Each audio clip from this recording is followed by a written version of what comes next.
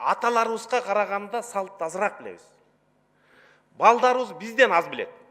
Ошондо ар бир муунда 20% азайганда бир кылымда нарк, салт эбегейси азайып кетиши мүмкүн. Дүйнөдө ушул күндө таанылган 4 календар бар. Бул Григориан календары, бүгүнкү биз жашап аткан, мусулман календары, мусулман өлкөлөрүнүн, еврей календары, анан Кытай календары.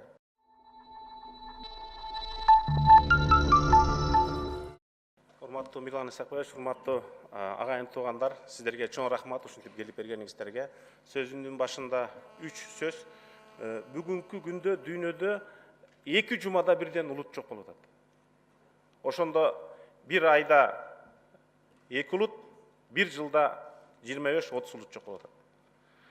Ошо улуттардын ичинен 3,5 миң улут дүйнөдө 0,2% элди түзөт. Биз ошонун катарындабыз. Калган 80% эл негизги 8 тилде сүйлөйт. Экинчи, ушул жерде отургандын баарыбыз аталарыбызга караганда салт азыраак билебиз. Балдарыбыз бизден аз билет.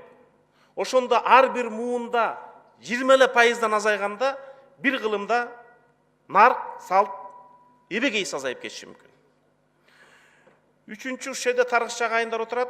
6 кылымдан 10 кылымга чейин ушул чөлкөмдө 7 мамлекет, 7 каганат болгон. Тибет, Тан, Чыгыш түрк, Батыш түрк, Түргөш, Уйгур, Кыргыз. Андан бери 1400 жыл өттү. Ошо 7 каганаттан азыр 2 эле өлкөнүн эли бар. Тан империясы бул Кытай, Кыргыз каганаты бүгүнкү эгемендүү Кыргызстан. Ошол кыргыздын кыргыз болуп сакталып калышында эң негизги роль ойногон, мен ойлойм, бул нарк. Нарк болсо калк болот. Калк болсо улуттун руху, маданияты күчтүү болот. Бүгүнкү чогулуп атканыбыздын дагы бир себеби, мен ойлойм, ошол наркты эки байлык бар, бул материалдык байлык, көзгө көрүнгөн, колго кармалган байлык. Ал байлык азайып баратканы көзгө көрүнүп турат. Бирок колго кармалбаган, көзгө көрүнбөгөн, жүрөк менен гана сезе турган, мээде, эс тутумда, дээринде болгон байлык бул руханий байлык. Бул материалдык эмес байлык. Көчмөн эл ал байлыкка өзгөчө маани берген. Себеби көчмөн жаздан күздөгө, күздөөдөн кыштоого көчкөндө эң аз материалдык байлык алган. Көчмөнгө материалдык байлык өтө тоскоол болгон. Ал атына 2 куржун, андан башка боз үй, калганын мээсине сактаган. Жанагындай эпопеяларды мээсине сактагандыгы бул турмуштагы аргасыздык болгон. Калганын эс тутум менен гана билиш керек болгон. Бүгүнкү айтыла турган сөз Кыргыздын ай күн календары. Кыргыздын улуу шедеврлер бул боз үй десек, комуз десек, манас десек, Орхон Енисей десек, ай күн календары анын кемеңгерлиги андан кем эмес. Дүйнөдө ушул күндө таанылган 4 календар бар. Бул Григориан календары, бүгүнкү биз жашап аткан, мусулман календары, мусулман өлкөлөрүнүн, еврей календары, анан Кытай календары.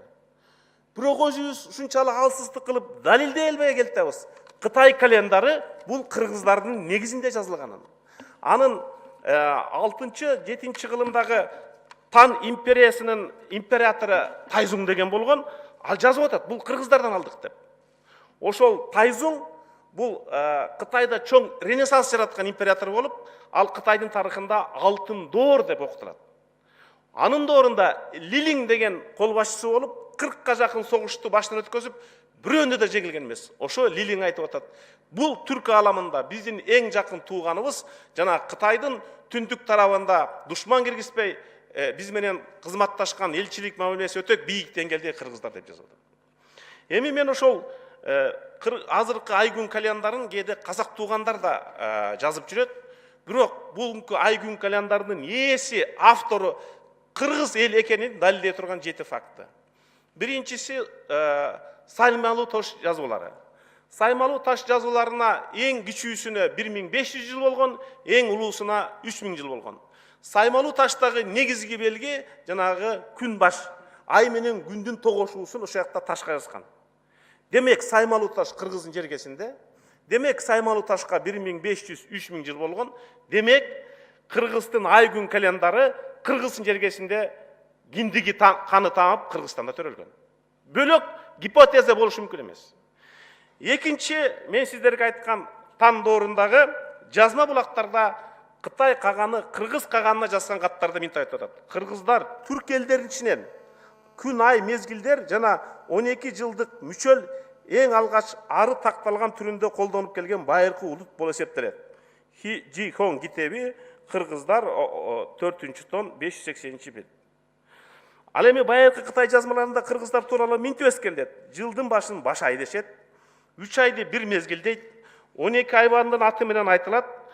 Анан дүйнөдө кыргыздар гана айдын аттарын кийик менен белгилейт. Бу айы, жалган куран айы деп. Себеби ошол айда ошол кийикке ок атпаш керек. Мунун ыйык мааниси да бар. Үчүнчү далил. Бул Манас эпосы. Манас эпосунда Саякбанын вариантын айтып атпайбы? Оң чекеден күн чыгып, сол чекеден ай чыгып, үркөрүң келип төбөгө тогол болуп калыптыр дейт. Же болбосо Сагынбайдын вариантында жыл эсебин алайын, жылдык атка салайын, ал эле чычкан, ал эле жылы барс эле, ал эле коён жылында, ал эле жыл эле деп айтат да Манастагы. Төртүнчү негиз байыркы Орхон Енисей жазууларындагы ай күн тууралуу мынтип айтышат. Үстүндө теңири кан, ажыдар жылаан жылда 7-нчи айда күчтүү алып каганымдан айрылып калдым. Билге, мен сен өлгөндөн кийин болдум дүйнөгө. Жер, суу, теңири тапкачка кирет. Эми карасаңыздар, батыш окумуштуусу Абель Ремиус 1820 жыл жазып атат. Жыл санактарын айбанат менен эсептөөнү кыргыздар киришкен деп. Мындан дээрлик 200 жыл илгери батыш окумуштуулар айтып атат. Бул жыл санактын авторлору кыргыздар деп. Биз ошону өзүбүз тааныбай атабыз. Бешинчи негиз, бул Санжырадагы айрыкча Үсөйүн Айжы, Талып Молдо, Белек Солтоноевтордо жазылган улуттук ай, анын циклдери жазылган, кандай аталыштары жазылган. Алтынчысы Жусуп Балагысагындын Кут билим. Бул дастанга быйыл 1100 болду деп атабыз. Анда жазылып атат. 12 топ-топ жылдыз бар түнкү чакта, баарынын оруну бар башка-башка кой жылдыз үркөр менен катар келет, эгиздер саратан менен жакын жүрөт. Артында арыстан буудай тараза бар, жаа менен чаян жылдыз кошуналар, андан соң теке келет, балык келет, чыкканда түнкү асманга жарык келет. 3 белги жазга төбөл 3 айга, 3-ү күз, 3-ү келет кышкы жайга. Же болбосо Махмуд Кашкари 11-кылым. Барс кыргыз жыл санагы, жыл саноодо түрктөр жаныбардын 12 түрүн алып, 12 жылдын атын ошол жаныбарлардын аттары менен аташкан. Ошону менен тарых эсебин башташкан дейт. Эми Орхон Енисей кыргыз жазмаларында кой жылы, мечин жылы, 9-нчы айда, 7-нчи айда деген жазуулар бар. Айрыкча элетиштеги жазууларда, ынанчу 5 балыкка байланыштуу жазууларда. Эмне үчүн булар бизге керек? Биринчиден, бул ата бабадан калган мурас, эбегейсиз мурас. Булар 1000 жылдап биздин ата бабалардын кан жанынан, өмүрүнөн, акыл эсинен, баамдасынан, деринен жаралган. Аны сактап калуу биздин улуттук парыз. Эмне үчүн керек? Экинчиден, Кыргызстандын элинен 67 дээрлик 70% айылда жашайт. Айылдыктар үчүн аба ырайын билүү, чилдени билүү, же болбосо малды кыштоого чыгарууну билүү, кайсы учурда мал төл салып кое болуш керек. Кыргыздын ай күн календарында бар толук жазылган. Эгерде биз ошону толук билсек, жок дегенде мектептерде окутса, бүгүнкү күндө биз малдын башын сактоону, жайытты сактоону, деги эле экологиялык кодексти биз кыргыздын ай күн календарынан үйрөнө алабыз. Үчүнчүдөн, улуттук азыркы Григориан календары менен кошо азыр айтат болуш керек, биякта ЮНЕСКОнун өкүлү бар. Биз ушул ай күн календарын ирэттеп, такташтырып, негиздеп, ЮНЕСКОдан кыргыз ай күн календары бул кыргыздын руханий, материалдык эмес байлыгы деп каттоодон өткөрүшүбүз керек. Жана мындан кийин дагы кайсы биздин асыл нарттар, дөөлөттөр каттоодон өтүп, биз аны кыргыз парламенти, кыргыз өкмөтү колдоо калыш керек деп ойлойм. Рахмат сиздерге, ишиңиздерге ийгилик каалайм.